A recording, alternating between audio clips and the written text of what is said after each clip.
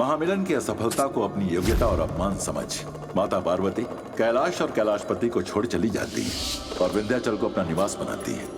अकेली और मनमाहत माता पार्वती के सांत्वना हेतु माता लक्ष्मी और सरस्वती भी वहां आकर रहने लगती है। नारद मुनि असंभव कार्य लोहे के चने पकाने का प्रस्ताव रखते हैं। इन लोहे के चनों को लेकर घूमते रह जाइएगा, इन्हें कोई नहीं पका सकता। नहीं माते, महासती अनुसुईया इस असंभव कार्य को अवश्य संभव कर देंगी। त्रिदेवियों की असमर्थता देख वो महासती अनुसुईया जो त्रिदेव को अपने पुत्र रूप में प्राप्त करने हेतु तत्परत हैं, उनके पास जाने के लिए वहां से निकल पड़ते हैं। त्रिदेवियां अपनी शक्ति के अहंकार में उन्हें जाते देखती हैं। क्या नारद का कथन बाल शिव के जन्म का संकेत है? आइए देखते हैं आगे।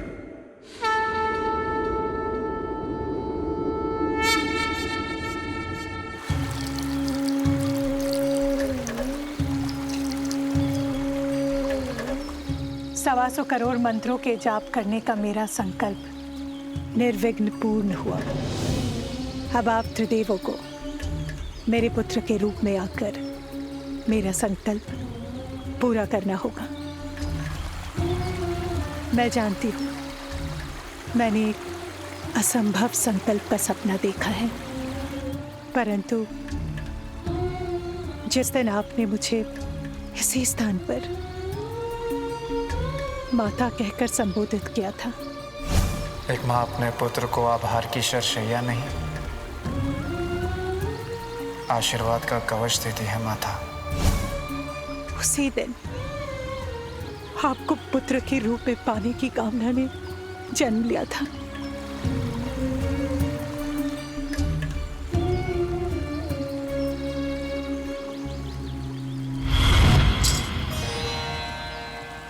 माता,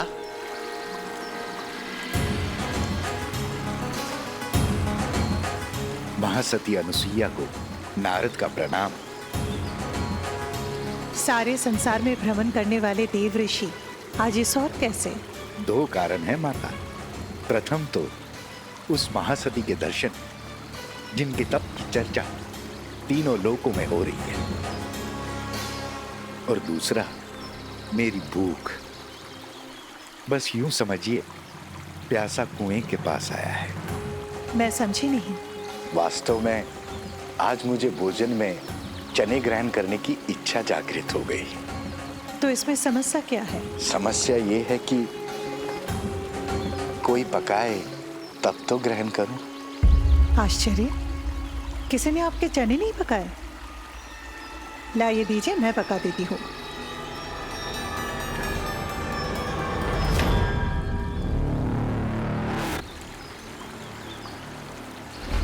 ये तो लोहे के चने हैं।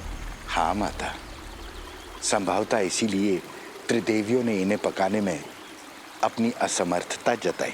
नहीं देव ऋषि, वे त्रिदेवियां हैं, उनके पास अपार शक्ति है। वे चाहती तो पका सकती थी, किंतु पकाए तो नहीं ना। जब भूख सहन शक्ति से बाहर हो गई तो मैंने उनसे कहा कि मैं इन्हें लेकर महासती अनुसुईया के पास जाता हूँ, वे अवश्य इन्हें पका देंगी। तब उन्होंने व्यंग भी किया। मुझे क्षमा कर दे माता, मुझे उनके सामने आपका नाम नहीं लेना चाहिए था, किंतु धनुष से निकला बाण और जीवा से निकली वाणी एक बार निकल जाए फिर वापस कहाँ आती है। देव ऋषि, त्रिदेवियों के व्यंग से ना ही मेरा विश्वास डगमगाएगा और ना ही मेरी आस्था टूटेगी। कर्म मेरी शक्ति है और धर्म मेरी पहचान। दीजिए, मैं पका देती हूँ ताकि आप अपनी भूख को शांत करें।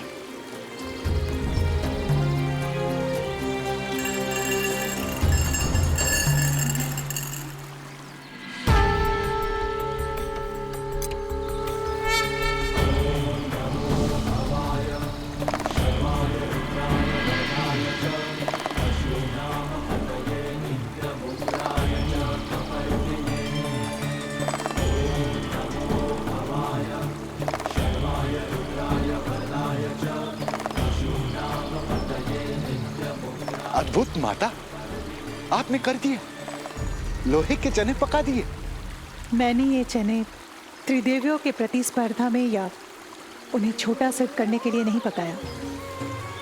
मैंने इसलिए पकाया कि आप एक स्त्री के समक्ष आए, और स्त्री अन्नपूर्णा का रूप होती है, और अन्नपूर्णा का धर्म भूख की तृप्ति। आप धन्य है माता। लाइए, मैं अपनी भूख शांत कर लूं।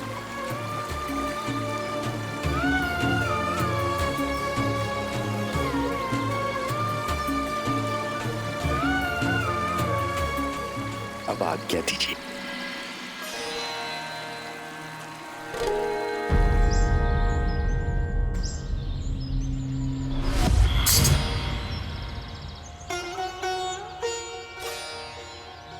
प्रणाम माताओं।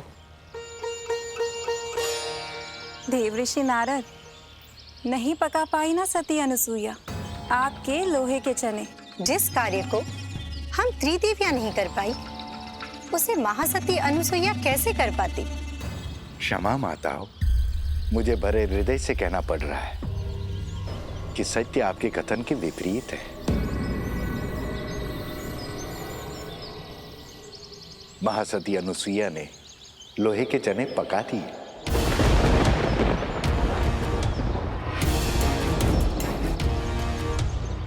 हाँ माता, प्रत्यक्ष को प्रमाण क्या, स्वयं देख लीजिए।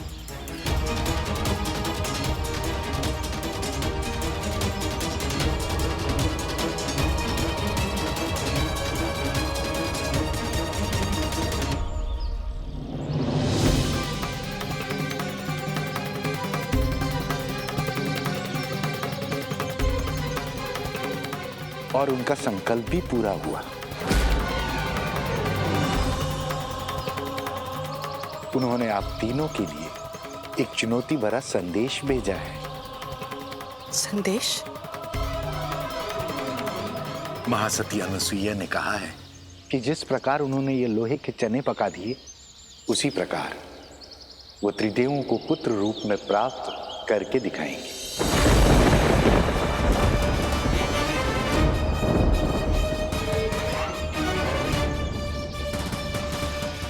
यदि अनुसुईया ने सचमुच ऐसा कर दिया तो?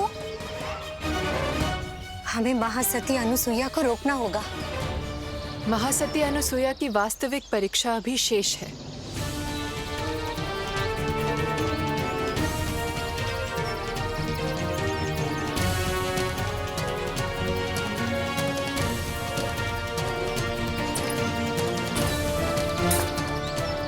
संदेश देने के लिए धन्यवाद।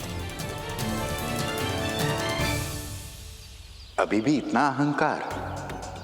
कोई बात नहीं माता पार्वती, आपका शेष रह गया अहंकार भी महासती अनुसुईया ही तोड़ेंगी। मेरी शुद्धा पूर्ण हुई, अब आज्ञा दीजिए। रुकिए देवर्षि।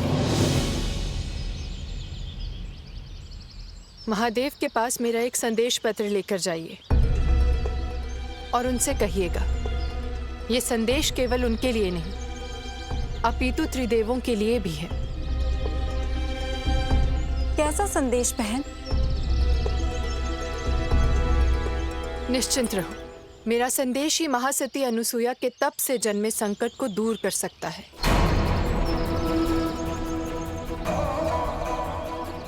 अब तो महासती अनुसुईया को एक और परीक्षा देनी ही होगी।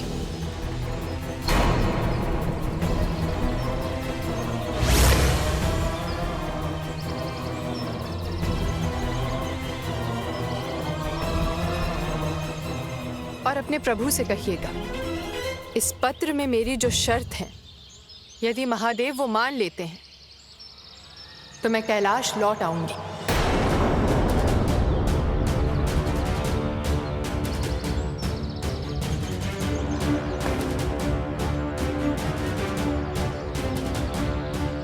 जैसी आपकी आज्ञा माता।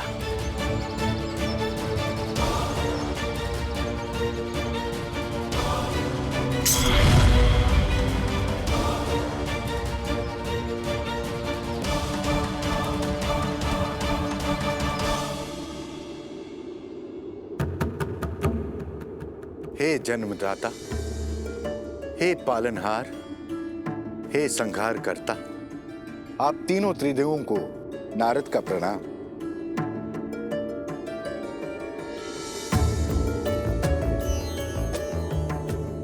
प्रभु, माता पार्वती ने सारी समस्याओं का समाधान स्वयं कर दिया है।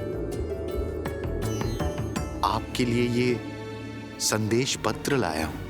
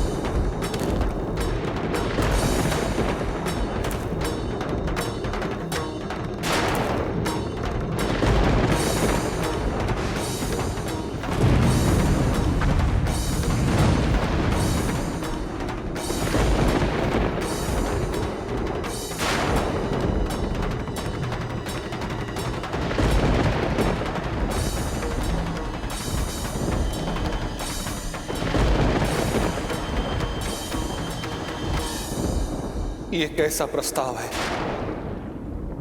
ये प्रस्ताव नहीं,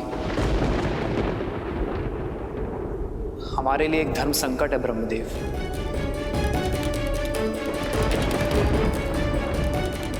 जो इन त्रिदेवियों के कारण उत्पन्न हुआ है। इस प्रस्ताव को स्वीकार करने का अर्थ है हमारे अस्तित्व और दायित्व दोनों के सार्थकता पर प्रश्न चिन्ह। इस प्रस्ताव को स्वीकारने का अर्थ है एक बहुत बड़े अनर्थ को निमंत्रण देना। महादेव, अब आप इस विकट परिस्थिति में कोई उचित मार्ग दिखाइए। जब भी अमृत मंथन होता है उसका हलाल मेरे हिस्से ही तो आता है, और इस बार हलाहल का प्रस्ताव स्वयं मेरी सर्वप्रिया ने भेजा है, मेरी वामांगी ने भेजा है। उसका मान तो रखना ही होगा।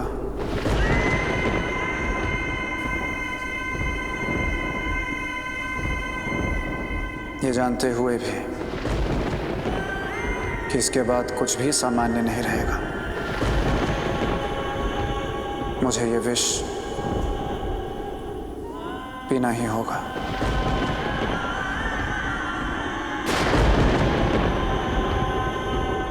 महादेव ने कैलाश वापस आने का संदेश भेजा है। हाँ माता, प्रभु ने कहा है कि आप शीघ्र कैलाश वापस लौट आए। बहन पार्वती तब तक कैलाश नहीं जाएंगी जब तक महादेव इनके प्रस्ताव की स्वीकृति नहीं दे देते। माता, प्रभु को माता पार्वती का प्रस्ताव स्वीकार है और दोनों देवों ने भी अपनी स्वीकृति दे दी है। अब तो चलेंगी ना माता?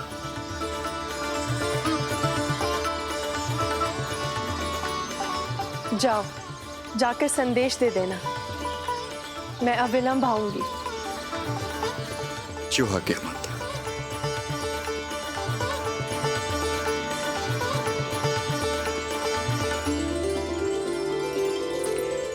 अब टूटेगा उस तथाकथित महासती अनुसुईया का अहंकार। अब होगी देवी अनुसुईया की वास्तविक परीक्षा।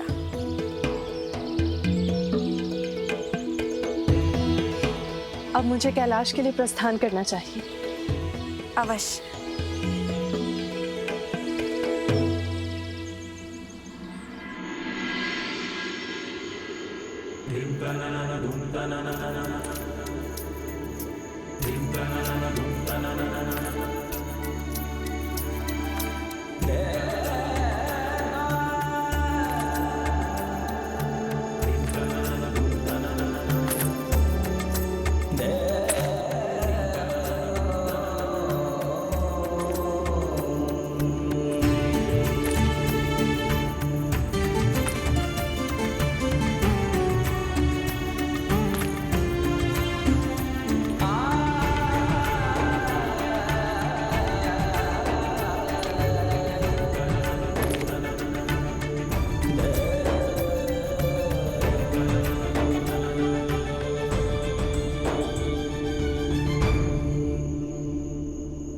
हमारे कैलाश पर तुम्हारा स्वागत है प्रिय।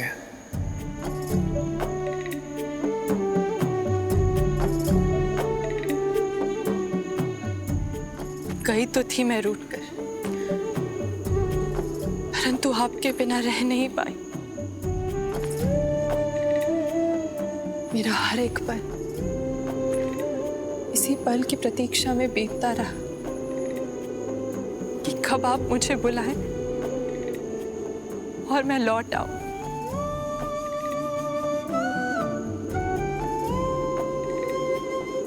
और अंततः आपने मुझे बुला लिया और तुम आ गए। हाँ, परंतु एक कौतूहल है मन में। आपने इतनी सरलता से मेरा प्रस्ताव कैसे स्वीकार कर लिया? संबंध का सम्मान महत्वपूर्ण होता है पार्वती, अनुबंध नहीं। तुम कैलाश से दूर रहो, ये मुझे कदापि स्वीकार नहीं। मुझसे इतना प्रेम,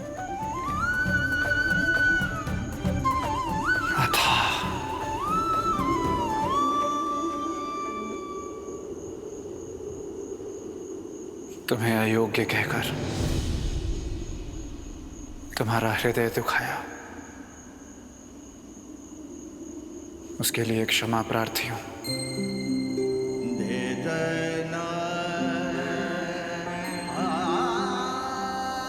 उसे विस्मृत ही रहने दीजिए महादेव। वो घटना नदी के जल की एक धारा थी, आई और बहकर चली गई। धाराएं ना तो टिकती ना दोबारा दिखती हैं। उन्हें स्मृतियों में क्यों लाना? अयोग्य भी हूं तो अपने शिव की शक्ति ही हूं ना। और ये मेरे लिए बहुत है। और मेरी शर्त मानना मेरे प्रति आपके अटूट प्रेम का प्रमाण है महादेव। और यही मेरा सौभाग्य। और सच तो ये है कि मैं भी आपसे दूर नहीं रह सकती। दूर तो मैं भी तुमसे नहीं रह सकता पार्वती, कदापि नहीं रह सकता। परंतु तुम्हारे प्रस्ताव को पूर्ण करने के लिए यदि कल मैं गया और लौटने में विलंब हो गया तो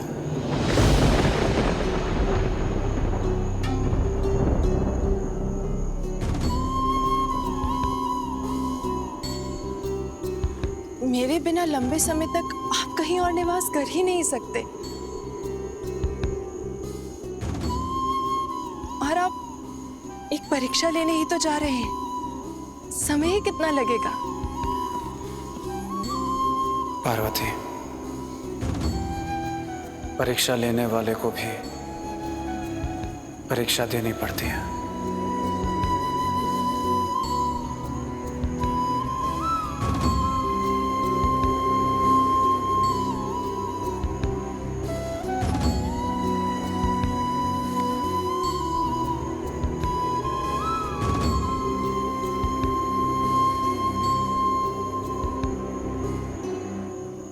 और इस बार यदि गया तो शीघ्र लौटकर वापस आना कदाचित संभव नहीं होगा।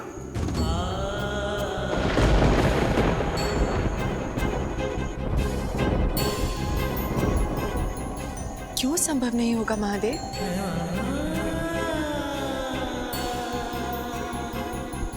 कभी कभी परीक्षा भी लंबी होती है और प्रतीक्षा भी।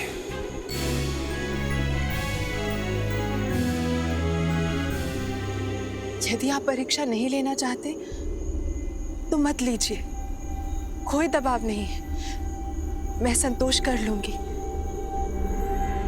परंतु मुझे संतोष न होगा, वचन दिया है।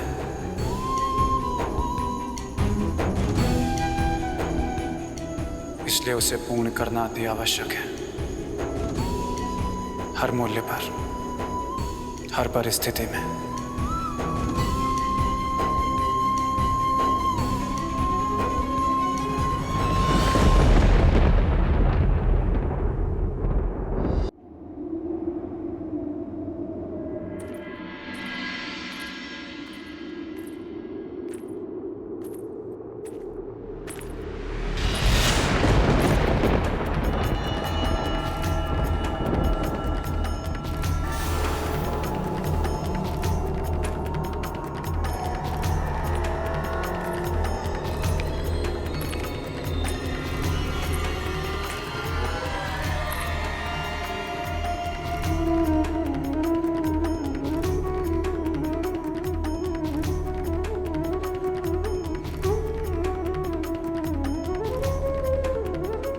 कैलाश पर बालक के बच्चे,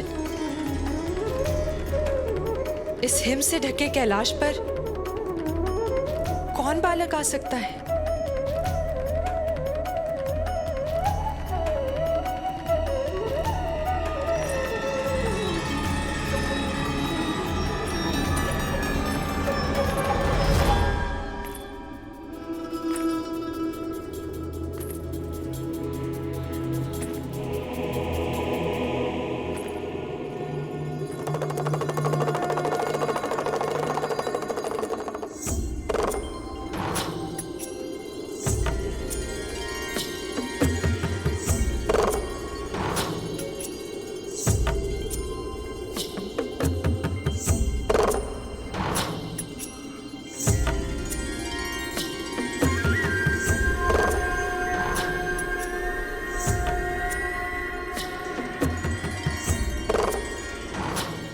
बालक,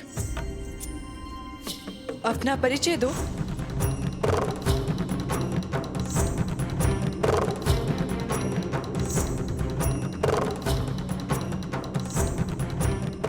बालक,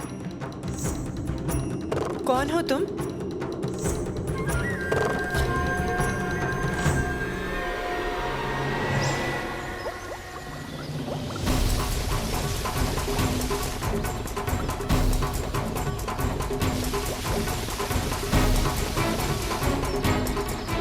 ये कैसा विचित्र स्वप्न था। महादेव को मैंने बाल रूप में क्यों देखा?